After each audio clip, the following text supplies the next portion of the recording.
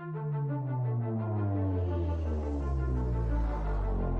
started doing workshops and doing groups where I'm getting up in front of others, like outside of the gym setting, and talking about resilience and perseverance and goal setting and vision and taking action.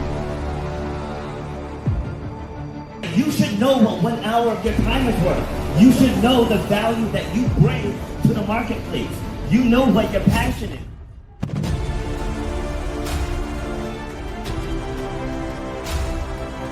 Starts with clarity of vision. If you don't have the clarity of vision, whatever next thing you get, you're not going to see it through because you don't have the clarity of vision. So the point of my pain was being told you will never run or jump again. And all that stuff, I was like, you know what? Like, I want to be able to take this even bigger. If you know why you do what you do, you have to know how to charge for what you do. That's how you're going to change your life, and that's how you're going to leave a legacy for your children and your family. You got to know your worth.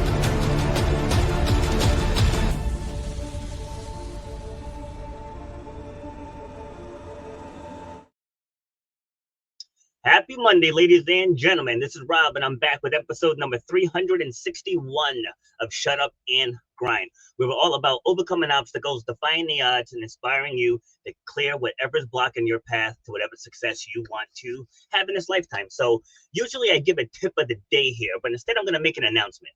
Because on my 51st birthday, August 18th, I'm going to be launching a program called Speak Like a Warrior, where I'm going to be helping veterans who are suffering with PTSD to tell their story. So I want to make one thing clear.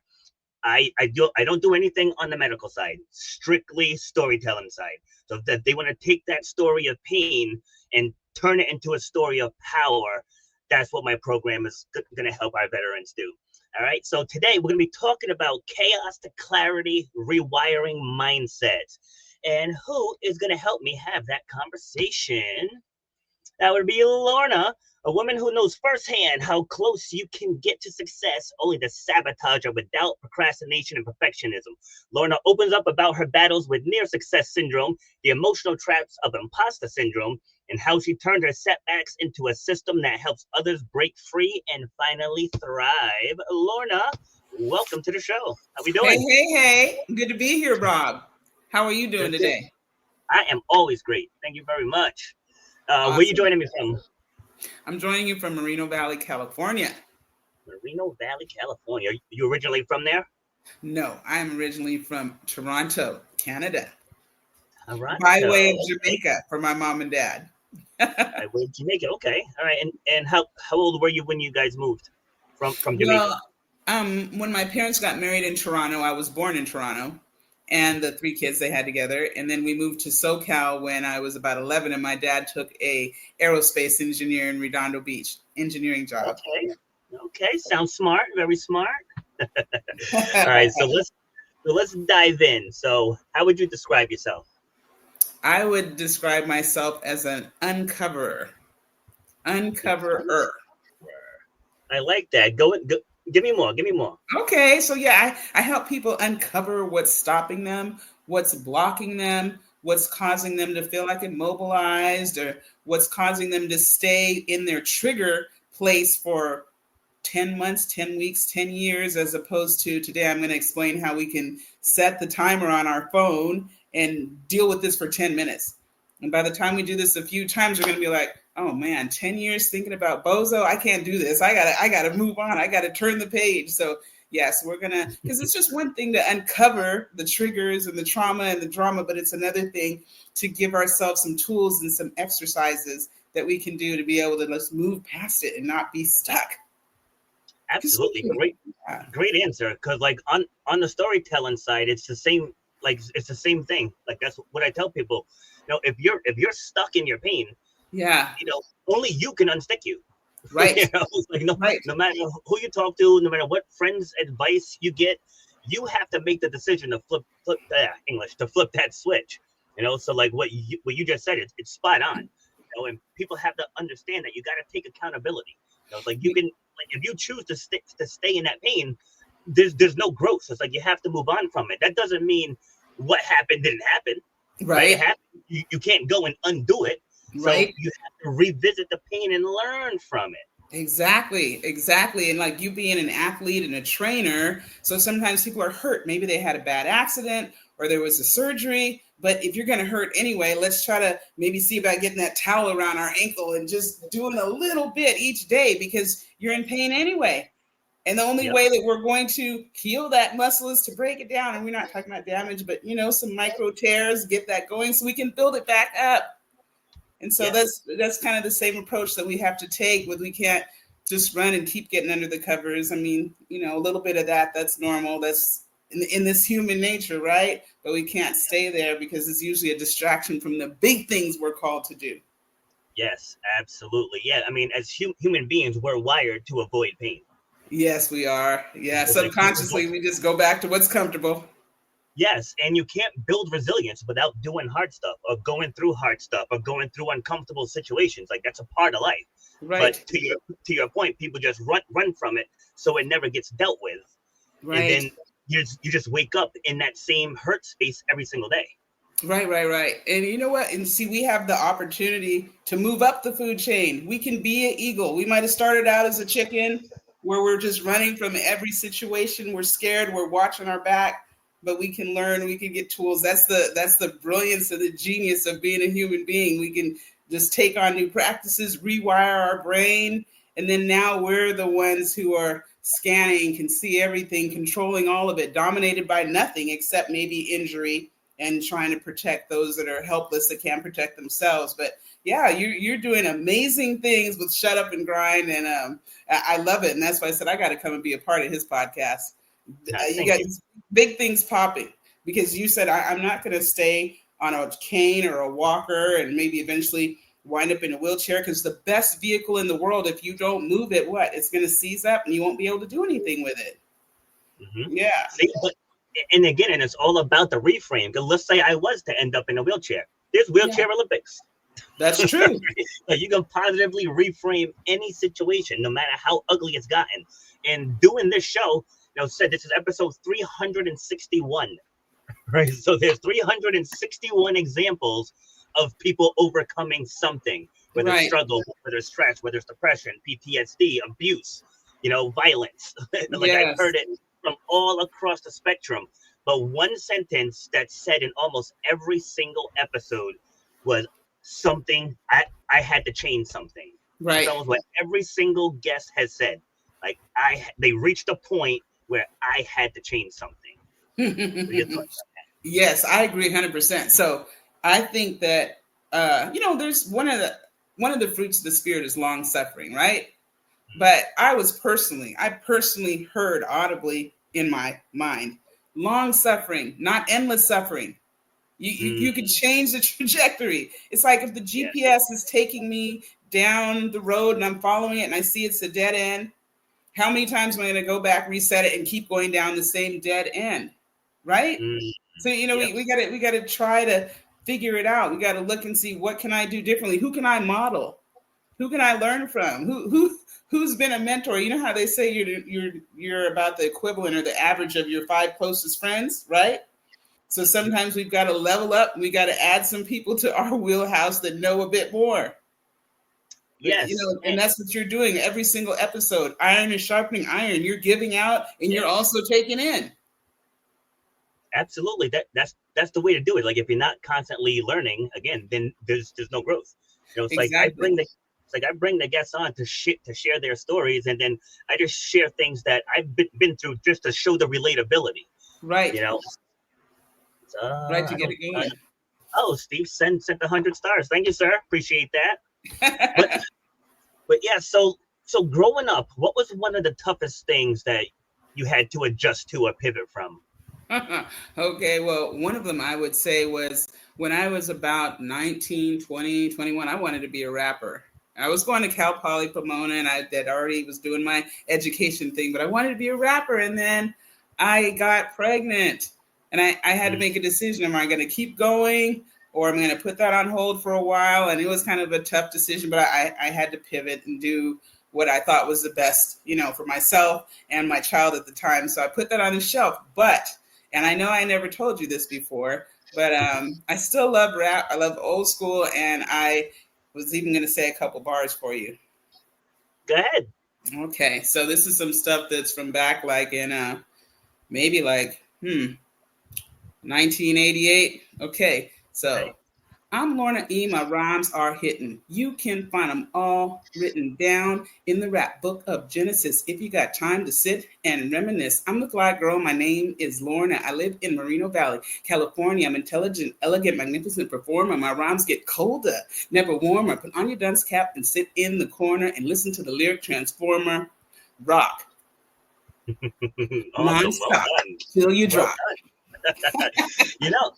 You should revisit that dream, because I see a lot of people on TikTok that Really? just play music, they sing, yeah, and they have like tens of thousands of followers. Like, I follow a couple of them. So hey, keep that dream alive. Well, this is my flagship podcast. This is my very first podcast, and Yep. this is my very first time rapping on social media. No kidding. I love it. So I'm we'll look back at this. glad to be a part of it. Glad to be a part of history. Thank you. So what was the other question you were asking me? You were asking me, about childhood things that I overcame. I would have to say, the adjustment, moving from Toronto, Canada, to to SoCal, and just trying to fit in, being told that I sounded weird. I called Oreo because I'm a black woman, or black girl, but I had a really white voice at the time. And there's there's just certain ways that you say things on the East Coast in Canada, we hear it, or just different stuff. So just trying to get in where I could fit in. That was one. But hey, you know what? Those things make us stronger, and they force us to embrace ourselves, right? Yes, absolutely. Like so in my book, the first chapter is titled "There's Nothing Wrong with You." Right. And I think a lot of people, it takes time for them to get to that place and realize that there's nothing wrong with you. Right. Like, I tell a story in that chapter. I grew up with a pretty bad stutter, and on top of my siblings making fun of me, getting made fun of at school, it's like I didn't want to talk anywhere I went for like the first 7 years of my life. And like, it was horrifying. And now I'm a speaker and a podcast host. That's right. But it's like I went to a speech pathologist, and he said one sentence that changed everything. He just said, "You just have to slow down." He's like, "You get so excited to talk that your brain and your mouth are not in alignment." And from then on, I've been fine. I mean, like, I'll slip up every now and then, but it was bad to the point where I couldn't even say mom. I'm like, mom, and everyone's like, "Mom," saying it for me. So that made me feel even smaller. So coming out of that, and the people that know me now, because now I have unbreakable confidence. That's right. It took time, because I had to look inward and be like, you know what? There is nothing wrong with me. Yeah, there's absolutely nothing wrong with you. But you know what? It was all preparation, because look at all the people you're helping with your story. And, they say that public speaking is second to death as far as people's fears. Yeah. Yeah. Yep. So Absolutely. now, instead of being horrified, you just big things popping. You're out there for the world to see, and leaving a legacy that's going to be inspiring people long after you're gone 50 years from now. Yep. I mean, because the way you're taking care of yourself, you might be here till 120. Oh, and then, boy. Right. And then hopefully we'll get when they come up with that fountain of life pill or juice or whatever, something healthy though. Yes, Very true. Yes. So yeah, I think that it's amazing, and we do need to stop listening. We need to stop listening to the voices of our past. A lot of times we're like our own worst enemy. We're stuck on the past, and we're looking in the rear view, so we can't see what's in front of us. And we've got people who love us and respect us, and they're wondering, how come in this one area, whether it's work or relationship, she just seems to keep playing the same tape, the same choices, the same things that she's been doing like the last 20 years. You ever felt that way? Yeah. And it's like, okay, we got to pivot. Like, I'm not saying ankle breakers. we don't need to break. We don't need to put anybody to the ground, but we got to pivot, and we got to look and see what we can do differently, because when we have visions and things that we're called to do, or even things that we chose, like I want to travel this many times a year, or I want to have my own schedule. I've even got a little thing, home office, work whenever, wear whatever, play whenever. I love it. But if we're trying to live our life by design, we have to set it up. We're not just going to stumble into that. Yes, I'm glad you said that, because that was going to be the next thing I was going to add on. Because the thing about the past, like we said earlier, you can't change it, but the future, you can create it. Oh yeah, right. Yeah. And a lot of people are stuck in the past because they haven't spent enough time figuring out their future. Yes. So like I mentioned earlier, I'm launching a program, wrote a book, starting an outline for a second book. Going to be traveling around to different military bases, talking to soldiers about PTSD, and I haven't even set that part up yet. But I already know that that's what I'm going to be doing. Yeah. Right? And so things that I have gone through, it all pales in comparison on to the good that we're going to do moving forward. So it's like you can take that pain and continue to let it hurt you every single day. Yeah. And while you're in that pain cave, you're not setting up your future.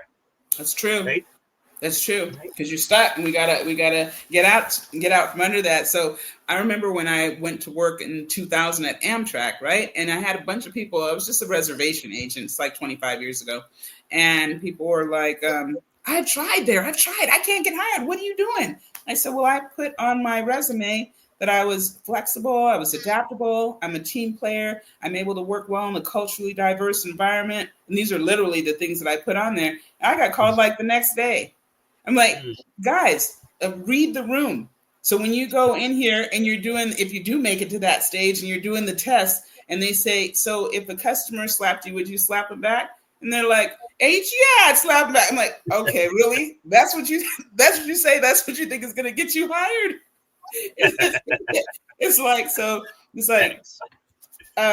something might not be your first language, but when you're going to go to a place where that's the language they're speaking, then I suppose it would behoove you to speak the way they're speaking, speak the language they're speaking. You got to get what I'm saying? And I'm not talking about in a like politically correct way. I'm not meaning that. I'm just meaning that you got to save your lingo, my rap lingo, my a little bit of Ebonics we mix in now and then at the family reunion. There's a time and a place for that, but you have to conduct yourself. Do you know what I'm saying? So, I mean, my daughter, when she was she graduated from UCLA, then she went to University of Pennsylvania, which is an Ivy League school, and then when she was teaching in Harlem, at Harlem Children's Zone, she went to the White House and met Obama. Right. And so just because he's down and he's chill and relaxed, but there's a time and a place. So design. How are you going to conduct yourself? How am I going to be when I come on Rob's podcast? How am I going to vibe and get in sync?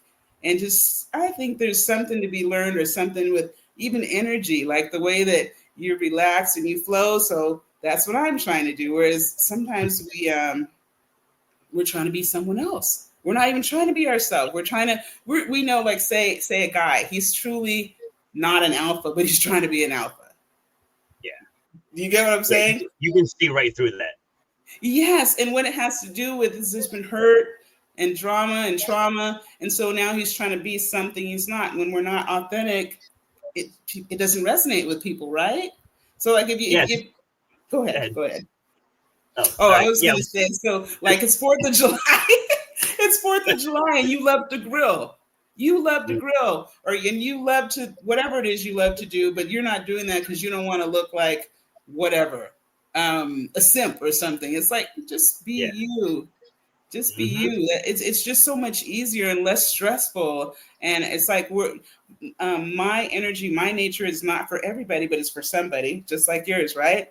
Exactly. Yeah. That's the thing. It's like, I think I was around 38 when I stopped caring what other people thought.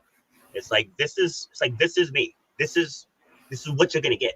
It's right. Like, I'm not gonna adapt who I am for anyone else anymore. Like, because that's not doing that person any good if I'm not being my true authentic self. Exactly. And like, I spoke on a podcast last week, and when the woman I come on, she puts me in the room, and I always wear a tank top. Yeah. And she's like, "Oh, I thought you would be a little more professional." I was like, "I manage a gym. This is what I wear. This is what I wear. Right? What I wear. Like, I don't wear a shirt and a tie." I was like, "So if I show up in a shirt and a tie, I'm not being me." Right. That, not to mention, I have a little fan blowing on me over here. Like, I get hot.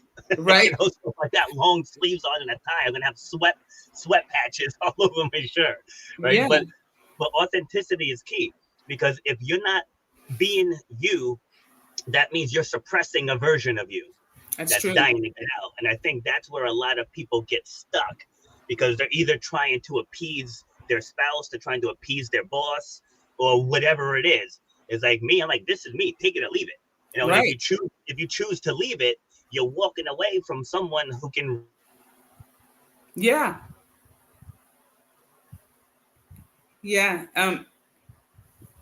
Froze for a second. I don't know if I'm frozen too, but yeah, I think that, I don't know if you can hear me, Rob, but yeah, I think that it's perfect. You are your brand, you're advertising your brand, you're showing that you walk the walk, not just talk the talk. I mean, because you're looking fit, you're looking buff, you manage a gym. There we So go. there we go. Were you hearing me or you weren't hearing me? No, I forgot to plug in the internet, so I lost Oh, the connection no for a problem. second. Yeah, but I was saying that I much respect. I respect that. I mean, you manage a gym and you're walking the walk, you're talking the talk. You're trying to show people that if you want to look buff and fit and have bowling ball shoulders, then get with my program. I mean, you can show us better than you can tell us. So all day, every day, you're like, number one, this is who I am. Number two, this is my brand. And number three, I'm bringing you some proof. Yes. Right? Yeah. Yeah. I actually had a speaker coach tell me, this was back in 2017, that I wouldn't be taken serious as a speaker if I show up in a tank top. And here we are. I got 38 bookings coming up. All right. Speaking on other platforms, 38.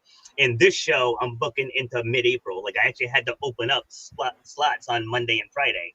That's how you were able to. Yeah, that's how you were able to get in earlier. That's right. So it's one of those things that how to say, don't judge a book by its cover. Right? I had one guest, guy Mitchell.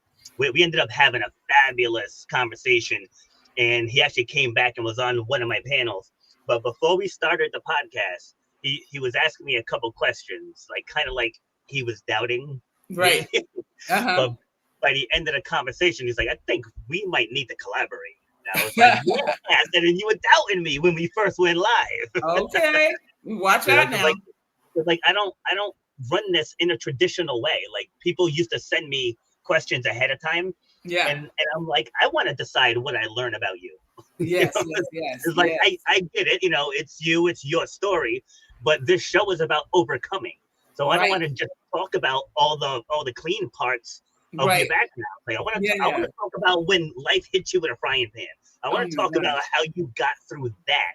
And then the people who watch the show, someone else who may have been stuck like that, that part of your story is going to resonate. Like, if you have $1 million business and somebody comes on who's struggling financially, they don't want to hear your $1 million BS. Right. They want to hear about the road that you got there. Right. How did you do it? How did you do it? And how did you keep going? And those nights when you're like, for me, I had went through a breakup, and then I was, every night I'd go to work, run my business, then come home and I'd be crying and holding on to my laptop and praying and just going through, and it's just like 1 hour at a time, one day at a time. And then eventually the clouds begin to move and the sky begins to, let the sun through, and you're like, whoa, I am going to be okay. Yeah. So, we're here to give people hope. You have a recovery story, and everybody's might be different. Maybe some of the people that you train or you help, some get back to 99, maybe some get back to 60, but it's better than, staying exactly where they are, because they don't have anybody to coach them and encourage them and let them know, look, if I did it, you can do it. You're no different. Yes. See, and you mentioned different a second ago, but like what people go through is different, and that's true. But the difference is pain is pain. Yeah. Right? So healing from pain, the steps are the same, whether you've been divorced, whether you got fired from a job after 40 years, right? Whether you lost a child, whether you lost a parent, whether you lost a sibling, whether you're battling cancer, right? It doesn't matter what you're going through. Every day, you got to wake up and you got to face that pain, and you got to do whatever's necessary to move forward from that pain. Yes. like we started this, people get stuck on the what. Like, Right. oh my God, this happened to me. You know, like Mhm. when I broke my knee. You know, like I could have listened to what that doctor said when he told me Right. I'd never. Like I could have heeded those words, right? But I Mhm. chose not to. Like Right. I chose not to. You know, and I met a guy who had the same injury, and I think I was at Walmart. He saw the brace. He's like, "What happened?" And I told him, you know, patella tendon rupture and a few other things. And he's like, "Oh, he's like that happened to me." And he couldn't bend his leg more than half. Wow. And he's like, "Well, get ready for this. Like this is what you got to look forward to in your future." And I said, "I can already bend further than that." Right. And that was only a few months post. And Wow. right, and that's not saying anything about me. It's about what I did. Right. The And action you took. every day I spoke it into existence. I'm like, when I run again, when I jump again. Yes. And Yes. I just Yes. said that with conviction, and I believed it. And I think a Yeah. lot of times people will make declarations, but it's not from the soul. Like they Yes. just say things that maybe somebody else wants to hear, or they think will make them look good, but then they're not doing the work behind it because they don't truly believe it. Right, right, right. You know, you have to conceive it before it'll manifest. You have to really conceive it and believe it, and then you can make it happen. Because, for instance, I'm 57 years old, but I thought to myself, you know what? I have a new grandbaby coming December 14th. That'll be three in 12 months. And I Oh wow. said, I want to be able to go to some high school graduations for some great grandkids. I'm not going to have it like, oh, you're going to have to watch online, or, oh, maybe we can try to park close and get your wheelchair and sit you by the side. I mean, sometimes certain things happen where people may not have a choice, but what I want to do, how I'm designing my life is, it's not going to matter if I have $2 million or 5 million or 20 million in the bank. There's some things money can't buy. Yeah. And so I'm going to take care of my health now, and I'm going to be intentional about making sure, almost like how the Chinese look 100 years ahead. Well, I'm looking 30, 40 years ahead. And I want to be like the 97-year-old ladies on YouTube doing jumping jacks, not somebody with a crocheted blanket over my knees in the nursing home or retirement home because of what I chose not to do, or because I didn't plan, right? Because if you fail to plan, you plan to fail. Yeah. Like during my intro video, I mentioned clarity of vision. Yeah. And that's huge. It's like people always say you gotta find your why. And Yeah. I mean, yeah, it's true. It's true. Mhm. But just finding the why and actually casting the clarity of vision, which I think that's chapter 4 or 5 in my book, about how to create it. And I'll give a quick fitness example. Like if somebody comes into the gym and they're like, I want to lose 15 pounds. Yeah. And I'm like, all right, why? What will that do for you? How will that enhance your life? You know, so now I want you to picture yourself. You're getting dressed to go out, and you're like 4 sizes smaller. What does that do for your self-esteem? What does that do for your confidence? Like, and I just take it layers and layers deep. Right. You really feel it.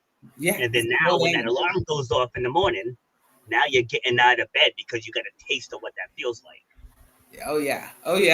And that's the thing too. It's like we gotta see ourselves letting go of the things that we don't want, and you're helping them to do that. It's like you're like the 5 whys. Like, let's go a little deeper. How are you gonna feel when you're in that new shape? What are you gonna think? What are you gonna be able to do? Are you gonna be more comfortable in that airplane seat? Yep. It's sort of like, I mean, that I feel, I'm a little bit of an empath. So I think about the people that can't fit in their chair or can't buckle up. And it's like, what do they do? I mean, something that simple, or they're so, stiff and unable to move that the stuff's locking up, and their nerves are inflamed, and they're going through all kind of stuff. But in a way, it's kind of some self-inflicted wounds, because they knew that trip was coming up, and maybe had they got with Rob and got some little online training, they could have been down 15 pounds. It's amazing, like you said, what a difference that can make to their mental, to how they see themselves, how they think, and then now they've got a reason to get out of bed and keep reaching for the next benchmark that you help them set, or they set for themselves. Yeah, it's about purpose.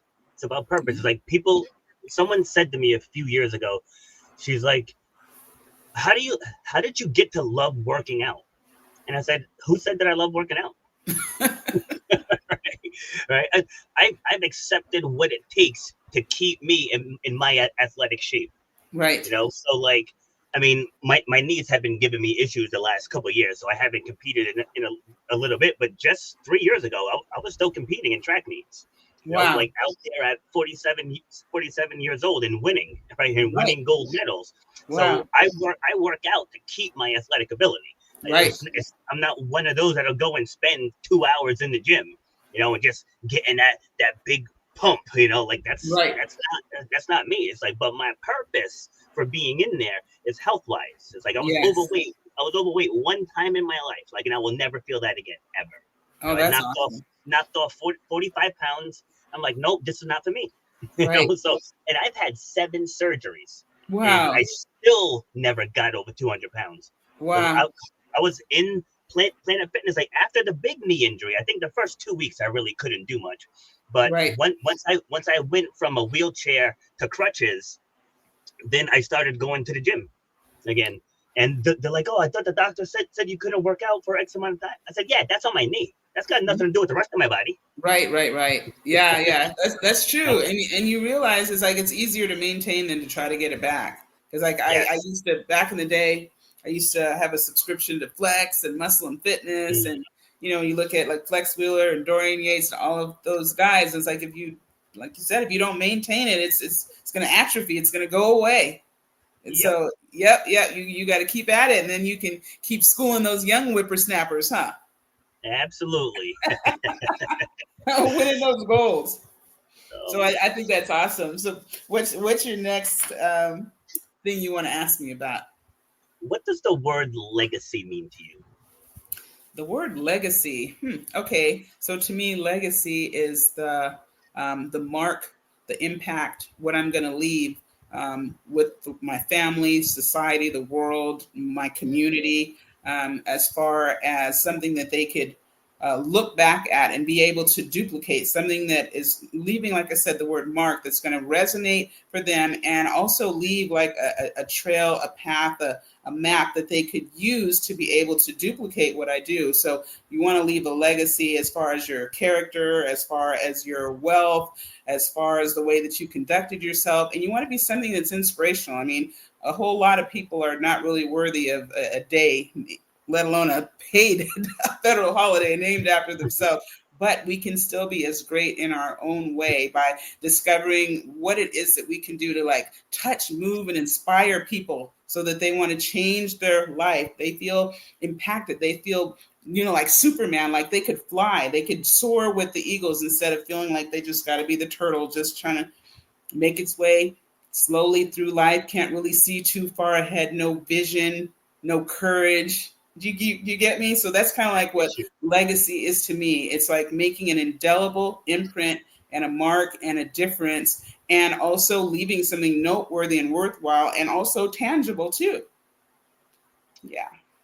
Yes, one of those things for me where this got real, like when I first started the podcast, the first few episodes was all about fitness, like healthy eating, drinking water, and finding balance, all that stuff. And I was like, I want to take the principles that I use to get someone into better shape and apply those same principles into everyday life, right? Into any industry. Because if you want to lose 20 pounds, you got to have a starting point, right? And then you got to do things every single day to make that happen. And same thing, like I mentioned earlier, healing from pain is no different. Right, you got to take the right steps. You got to work on yourself. You got to build yourself up every single day, like whatever means. For some people that's going to therapy. For some people that's picking up a hobby like art or crafting or something. Just finding some other way to channel that pain into something that's more positive. Right. Some people it's going for a hike. For me, I run Spartan races. I like to suffer when I need to get my mind off of things. Right, so I'll do a Spartan race. Right, that works for me. Right, it may not work for everyone else, but the thing is, like, what you leave behind. Yes. What you leave behind, and when it became real was when someone I never met before just inboxed me out of the blue and just thanked me for doing their show.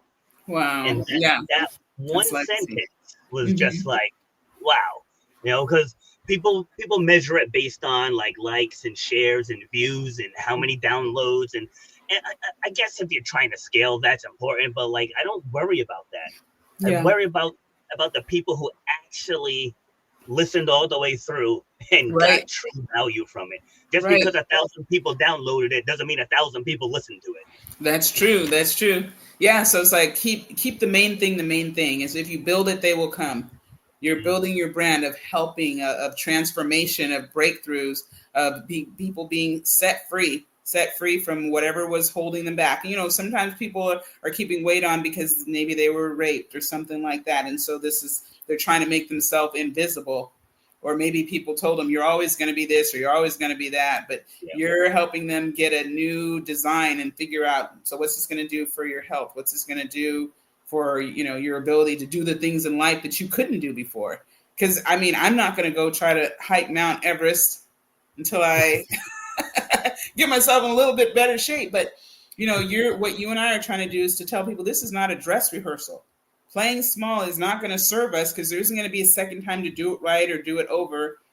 And not that there's necessarily a one right way, but at least keep every day moving towards it and pivot when we need to, change when we need to, reassess, regroup, and sometimes refresh ourselves and then get back out there and try again.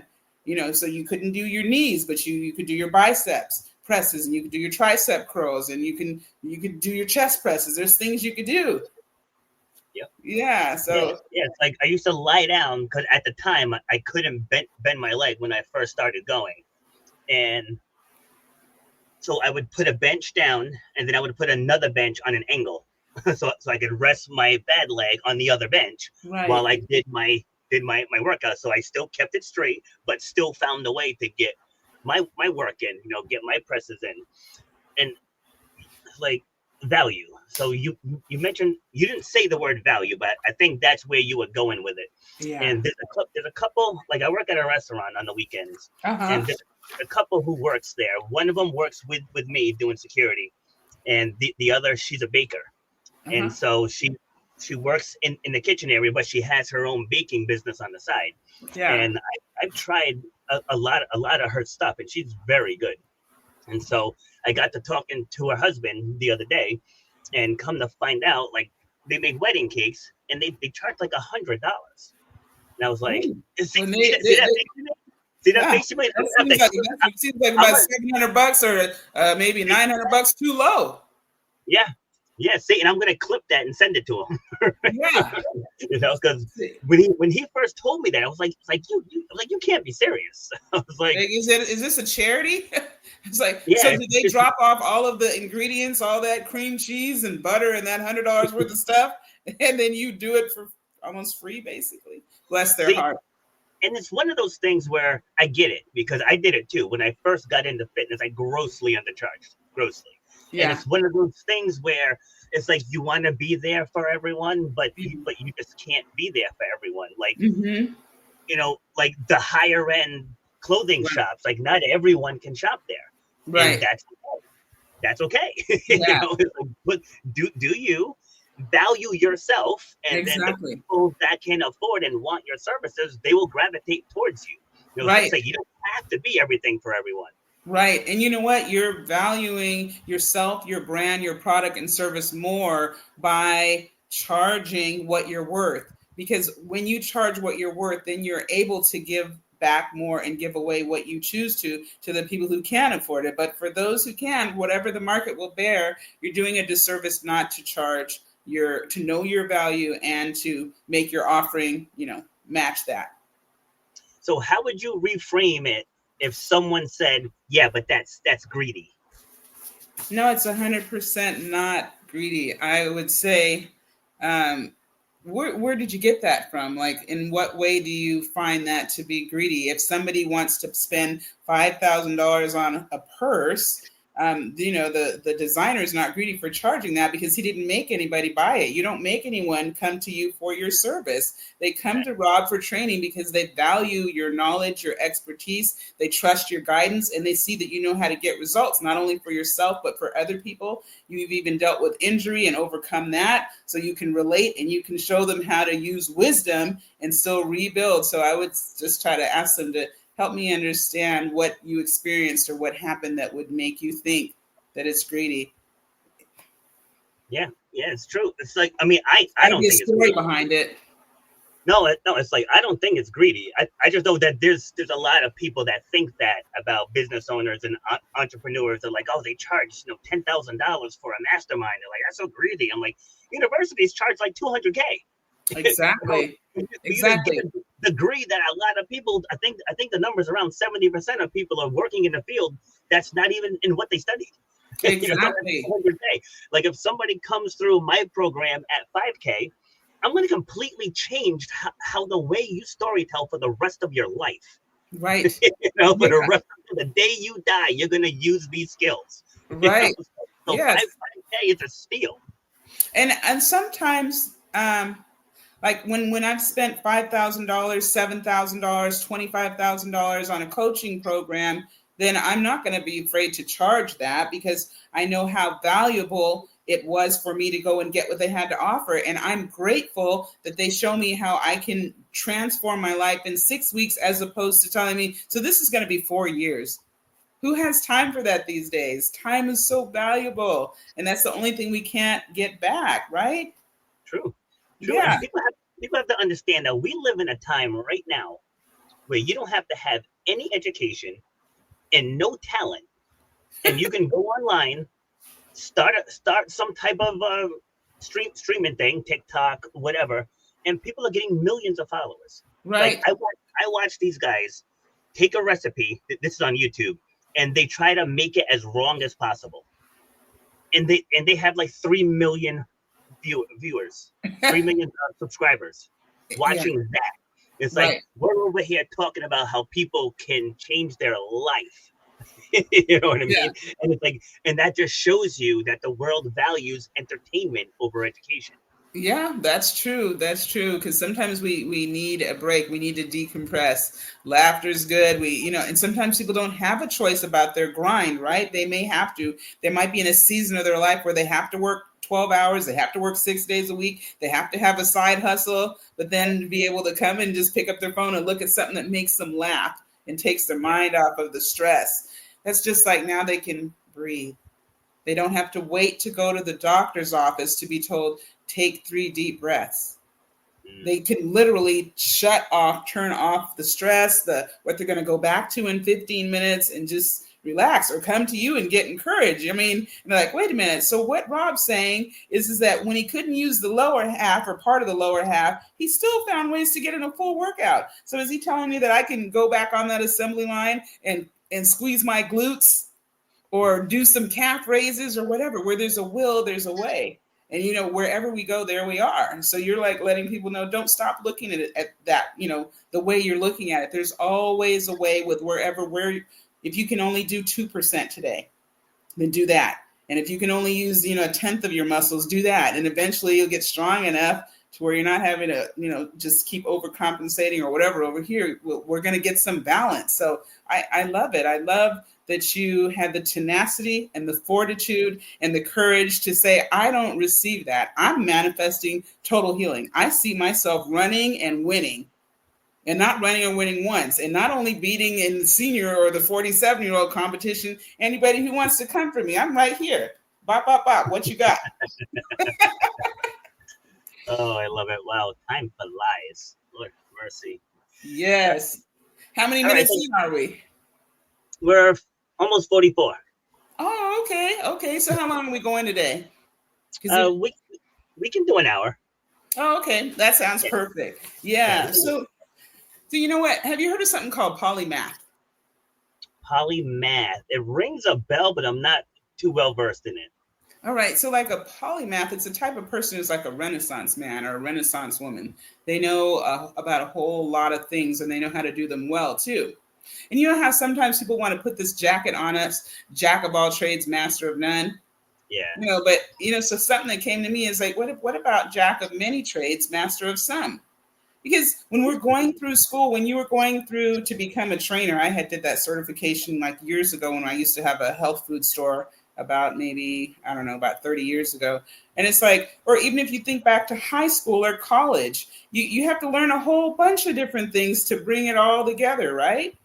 You see what I'm saying? But then people want to pigeonhole us, and you're like, no, not Rob. I'm going to train. I'm going to write books. I'm going to be on the talking circuit. I'm going to help veterans, and that's what you should do. So I want to try to help to get rid of that stigma that you can only do one thing. You know what I mean? Or just be your best at that. Just go to school and get that job and stay there 40 years. But like you said, that's kind of old school. These days, figure out something that resonates with you, whether it's goofy, working, cooking the worst meal or whatever, and do that and do it hard. Go hard in the paint, and then you're going to get the results. Absolutely. So I share in the book about like, to me, there's a difference between casting a vision and creating a goal. Mm-hmm. Right? So I think you got to have the vision first. Yeah. Right? You have the vision first, where, like I mentioned earlier, where you see it all the way through to the point to where you can feel it.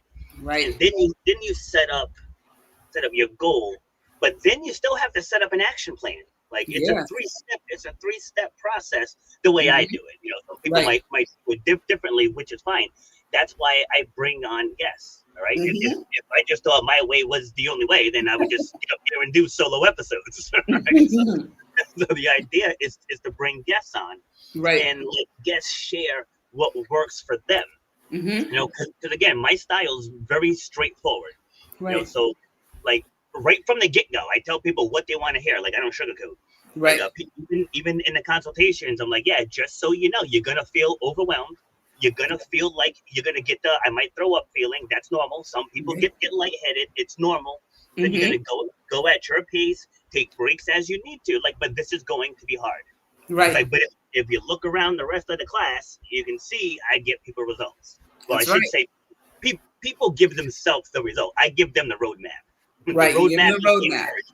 Because just like how we have to flip on our own switch, they have to do the work. So the ones that do the work get the results, because I put out the same roadmap. Someone could go on to lose 15 pounds and put on 5 pounds of muscle, and somebody could gain 10 pounds, with the same roadmap. Because again, one person chose to turn on their light switch, while the other one thought they could stay the same and change. Like, it doesn't work that way. No, it doesn't, and that's really great that you're giving it to them straight with no chaser. Let them know. And if you want to, get off out of the bleachers and get on the track, and let's try to get her done, because nothing's going to change just sitting here observing or listening or studying or being just almost like I guess they call them like seminar junkies. You're just listening, waiting for the right time. Meanwhile, other people are already showing you their 30-day progress or 60-day. Yep. Right. Yeah. So I get it.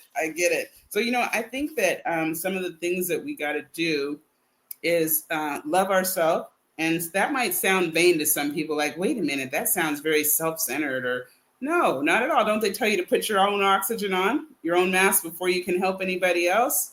And then I think we got to forgive ourselves, because sometimes we're beating ourselves up because, we should have did this so long ago, or we messed up when we tried it in the past, or all the time we wasted, all the money we wasted, all the programs we did that didn't work.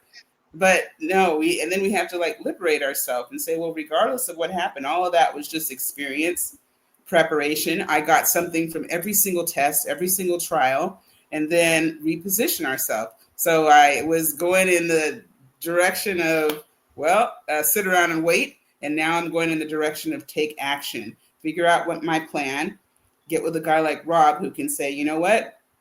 It's not a one size fits all based on what you've told me you want, you need, you've been through, you've experienced. This is what I think would be a great start for you. And this, and this are the things we're going to do. And then trust ourselves, trust the process, trust that regardless of what happened in the past, the story doesn't have to end the same or be the same. It's a new chapter. and just enjoy the journey, but don't stop and sideline ourselves just because it didn't work in the past. Want to add on to that? Yeah. Complete the process. Complete the process. Right? Don't Trust the quit. process and then complete it. Yes, yes. Don't stop no matter how long it takes. Because Yep. Sometimes it takes a bit longer than others, but hey, you're going to look around and you're going to be like, wait a minute, I am fitter. I do have more energy. I can walk longer. I'm more balanced than I was. And so, yeah, you're doing big things. Thank you. Yeah, and so like I said earlier about taking the principles and helping somebody to lose 20 pounds and transferring it over into any other industry, I totally lost my train of thought. Wow. Well, but you know what? It'll come back because wherever we go, there we are. So the same kind of like mindset and discipline and what we need that you teach people with the fitness, they can take that and apply it to other areas of their life. Yeah. Like I tell people, once you get started, right. In my process, you only need three things. Right. You need vision, drive, perseverance. If you have those three things, you're going to be successful. If you have the vision, that means it's mapped out. Like for me, I'm 50. By the time I'm 55, I want the option to retire. Yeah. Well, the option, I probably won't. Yeah. Because like speaking, you can do this anyway. I can do this sitting under palm trees if I want to, right? That's true. That's true. But I want to get myself, I'm going to get myself to that place. Because like I've been through a lot of things. I've been through a lot of struggle. I've hit rock bottom before, so now I want, because now obviously I'm closer to the grave than I am to birth, right? So it's like I want, however many years I have left, I want to live them completely on my terms. Right. Like I want to be able to walk into a Mercedes dealership and walk out without buying one, but just knowing that I could. That's right. That's right. I want those options. Like my Kia will get me to the mall just as well as anyone's Mercedes. Right. So it's like I would rather take that extra money and use it to help people that aren't as fortunate. Right. It's like I'm not trying to be a modern day Peter Pan, but it's like I'm a very simple man. Right. It's like when I travel, I like to stay in nice accommodation, but just in everyday life, I'm a very, very simple man. Right. And that's not going to change me because I'm not going after money. Right. Going back to the I word, I'm going after impact. To help less male veterans take their own lives. Like that's far greater than any amount of money. So when that program launches, that's what I'm going to be focused on is helping those men who haven't reconciled from whatever they went through while they were deployed or even here domestically, and help them overcome that and turn it into something purposeful. So they can take that pain and do something with it. Right. I'd love to be one of your ambassadors. I'd love to, sometimes when you can't get to some of the bases in SoCal, I'd love to go and do that. Because I used to go like in the bases when I worked for Allstate and talk to them and help them with this, that, and the third. And I'd love to talk to them about PTSD because I did a lot of research and I've got some great activities as far as like visual affirmations and guided meditations and guided relaxation to just help them to see themselves let go of what it felt like when everything was flying all around them. And just I've got some serious good activities that can help them to get free and not like in 7 years or, you know what I mean? Not stuff that has to take a long time. And they're ready to let go of that pain. They're ready like yesterday. Yeah. And like what I do in working with people is, yes, you unfortunately you have to revisit the pain, but then people have to realize, but the story begins right on the other side of it. Right. Like again, going back to me breaking my knee. It's like it's not breaking my knee. That happens every day, right? People have knee surgery every single day. That's right. But I had to stare that diagnosis in the face every single day and move on in spite of. Right. Move on in spite of and take myself to a place to where this is not going to break me. Like that's what makes my story powerful. Not that I overcame what the doctor said. It was what I was willing to do every single day to get there. Right. Watch my dad die, and so there was probably a dozen of us around him, right? But we can't stay in that moment. You know, Right. so it's like the story begins when we left the room. Right. Right. That's That's true. when the story begins. And like my program, it's like I can't even say my program because I was taught these skills. So now I just put my spin on it. Like I went to several speaker boot camps and I learned how to become a storyteller. Right. And I don't want to just teach people to just tell stories. It's like I want you to take whatever pain, whatever pain you went through, and then let's find those teachable moments, pluck those teachable moments out and then turn it into something purposeful. Yeah. And I feel like that's pretty much your mission too. Right? It is. It is 100% because we don't have to be perfect, but we do just keep striving and figure out like what the recipe for success is. And then once you kind of master the recipe, like once you teach them the fundamentals and once I kind of teach people the fundamentals, then they can like adapt. They can like change it up a little bit, but you got to get the basics and the fundamentals down. And the other thing that I had wanted to tell you is that, what was it that, like how no matter how big the giants are in our life, just like with the story of David and Goliath, there's always a rock that's big enough that you can overcome that adversity, that injury, the loss of the loved one. Because I lost my dad like 4 years ago, but it feels like yesterday, so that we can figure out. And luckily, that whole part that you talked about like legacy and roadmaps and plans and goals, that there is no circumstance that is insurmountable. As long as we're still breathing, there's a way. And sometimes you just have to keep looking and discovering. Like, say, for instance, people that may want to do my coaching program or your coaching program, and there's like, oh, there's no way I can't afford it. Da, da, da. So it's like, don't concentrate on the payout, concentrate on the payoff.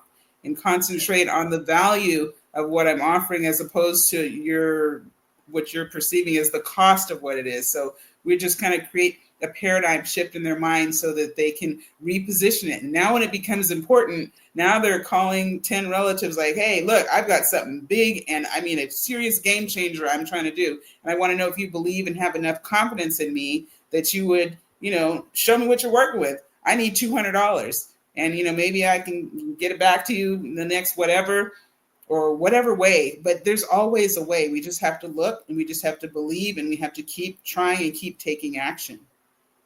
Absolutely. I remember when I was first getting into this. Now, my sister, she's also an author and a speaker. And she kept saying over and over, like, it's all in who you know. And I said, no, it's all in who you ask.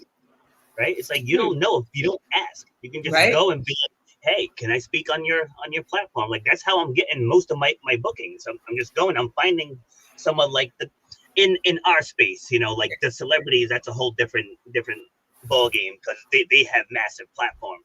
But just going to some of the top rated podcasts and just pitching. And just say, hey, this is what I do. Like check out my profile, check out my reviews. And if it resonates, let's do a show swap. Like that's the whole pitch. That's right. It's crazy, right? You just ask. I asked before I left the gym to come home. I asked I pitched 6 people. By the time I got home, 3 said yes. Oh, wow. That is so awesome. Oh my gosh. Kudos to you. Kudos. Because there was something else I was going to say about that. Oh boy. So I'm doing one of your numbers. It kind of slipped. And it was right there. It'll come back. It'll come back. Okay. We'll spend the last couple minutes just talking about. I remember. Oh, go ahead. I was going to say, I've gone and spoke in the county jail 100 times. And I've gone to prison multiple times. So I never visited anybody personally, like you go and I guess you pick up the phone or whatever like that. But I go because sometimes people feel really seriously stigmatized. They feel like they can't get the stink off of them. Their family's judging them, their kids judging, society, the judge, the this, that, and the third. And they need someone who will be a listening ear, a non-judgmental ear. I don't even know what you did. I don't even need to know what you did, why you're here. I just need you to know that every single person has value. Every single one of us has the ability to be a comeback kid, no matter what we did. And even while you're in the space you're in, that's a chapter when you leave and transition, you don't get to just like, tear those chapters out of your book. So while you're here, what can you do with it? Let's make the most of it. Let's get as sharp as we can, as fit as we can, and let's come up with an action plan. So when you do leave here, you can hit the deck running, and whoever wants to come, whosoever will, let them come. And those that, can't see you, well, it is what it is. They just, hey, I'll see you at the top. Yeah. As Zig Ziglar would say. But yeah, so it's like, this is something that, and of course, every time that I went and did that 100 odd times, that was for zero pay, but that's okay, because it's like this, what we're doing right now is something that you would do it and it doesn't feel like work. However, I know my worth. So when I do start doing, speaking gigs and getting paid $30K for an hour for a keynote speech, it is what it is. And the people who are going to book me, book you, they're going to do it because they see our value and our worth. And if that doesn't resonate with them, that's fine. We're only looking for the people that it is a fit with anyway. Exactly. Like, we can't be everything to everyone. Right. Even though we think we can. but we can't. Like, there's 9 billion people on this planet. Like, you're not going to appeal to everyone. Like, some of the biggest celebrities here, you say you can go to, like, I don't know, India, and they're a complete nobody. Right. Right. So it's all relative. So so once people realize that, like, it's like you just need to find your tribe. Once you have your tribe, just give them what they need. Keep giving, and then the universe is going to give back to you. That's just how it works. So I've had people on here that I've ended up collaborating with, and even had a small docuseries done because I kept connecting this guy. Connected him with like probably 40, 50 people, and as a thank you, he's like, if you can get down here to DC, he's like, I'll do the docuseries for you completely for free. And I was like, wow. I was like, really? Yeah, so it's all about give. Like, then you will eventually, something's gonna come your way, and that's how I approach this stuff. Yeah. So once I start working with the veterans, it's not about how much can I make? How much can I make? It's like who needs what I have to offer? Because the thing with my program, this is everything that I've done. Yes. Each worksheet in the book is everything that I've done. Yes. Like, not things that I read from somewhere else or whatever. Like, these are the steps I actually took to get through the things that I was struggling with at the time. And that's what I want people to understand, because people always say, wow, how did you do this? Wow, how did you do that? Well, this is the how. Yeah. But where can people get in touch with you?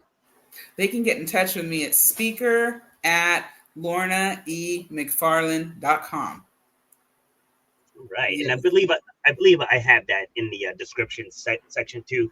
But give us some final words. Okay, well, just everybody, you know what? Your gifts are inside you. There's gifts that each and every one of us were born with, and we have to stir up the gifts that are within us and know that our gifts will make room for us. So it's like you said, you're not after the money, and I'm not either, because life is more than that. However, we know our value, we know our worth, we know that we have gifts and talents that the marketplace is waiting for. And they are actively looking for people that can come and talk, just like how you said you bring people on. You don't just keep it just your voice every time. So there's things like there's veterans, and there's corporations, and there's organizations, and there's, school age kids and everything under the sun that are looking and waiting, and that our message, our voice is the one that's going to resonate for them. So my final thing is, like, don't sit on your gifts. And as far as if you need a speaker, I'm your girl. You need a speaker, Rob's your guy. If you need to get fit, Rob's your guy. Just know that what you need is already there. It's waiting for you. And when the student is ready, I know it's cliche, the teacher will appear.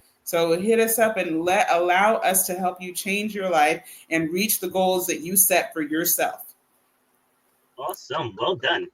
I don't have to follow that up with anything. That was spot on. Yeah. So thank you for taking the time. And I have a feeling that we're going to cross paths again. Oh, 100%. Yeah. I'm going to have you on mine, and I'm going to come back on yours. All right. Oh, nice. Yeah. Thanks so much. I do panels every now and then too. So I'll have like up to 6 of my former guests on. Okay. And we pick one topic. So like this one was embracing vulnerability. Yes. And we give 7 different points of view from the same topic.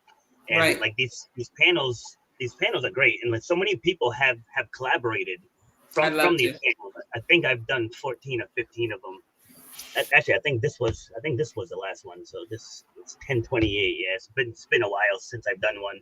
But yeah, so I get the people first, and then I pick the topic because I interviewed all of you, so like I know what everyone can speak on.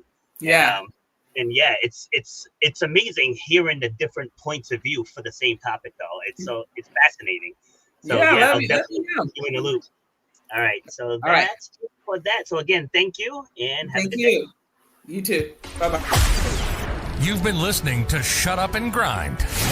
We hope you've gotten some useful and practical information from this show. Robert has over 20 years experience pouring his knowledge and expertise at many events in the service and fitness industry, as well as secondary schools and universities. He has a true passion for helping others break through the barriers that are holding them back. To book Robert B. Foster to speak or to reach out, go to robertbfoster.com. Till next time, shut up and grind.